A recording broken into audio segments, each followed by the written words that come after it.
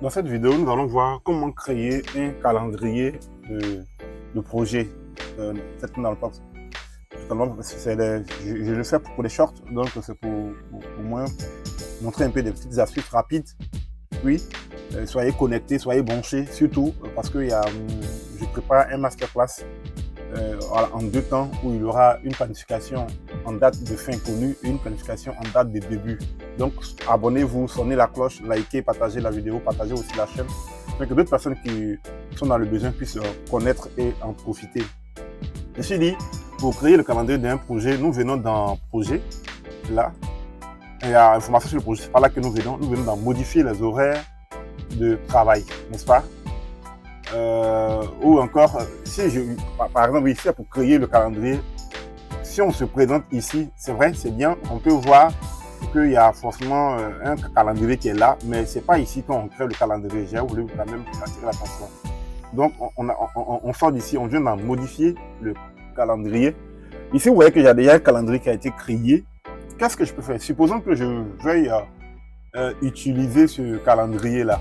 Normalement, par défaut, lorsque on est sur MS Project, on a ce calendrier-là standard. Et pour pouvoir le créer, moi, j'ai fait quoi? J'ai fait créer un nouveau calendrier. J'ai fait une copie du calendrier standard que j'ai créé. Puis j'ai choisi. Donc, par exemple, je peux mettre calendrier 2 TP1. Alors, partie 1, n'est-ce pas? Voilà, et puis je valide. Je fais une copie du standard. C'est pour des bonnes pratiques, c'est pour éviter de se mélanger après. Parce que si tu ne crées pas un calendrier propre au projet, après il y aura des calendriers, même plus souvent pour les tâches. Et si tu n'as pas un calendrier propre, ça peut se mélanger. Mais là, j'ai créé un nouveau calendrier standard que je devrais encore planifier, animer, mettre du contenu. Qu'est-ce que je peux faire si je veux copier, par exemple? Il y a plusieurs méthodes.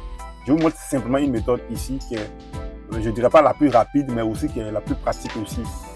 Je veux donc copier le calendrier de ce projet pour l'utiliser dans un projet. Qu'est-ce que je fais? Créer un autre calendrier.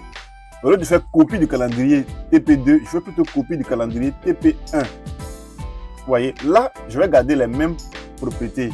Donc, je peux garder copie du TP2. Oui, je mets un calendrier, par exemple, je mets TP3, par exemple.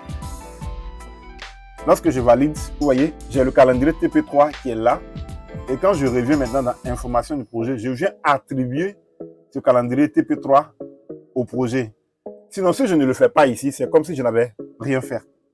Alors, merci. C'était ce court tutoriel que je voulais vous apprendre comment créer rapidement un calendrier de projet. À bientôt pour les autres tutoriels.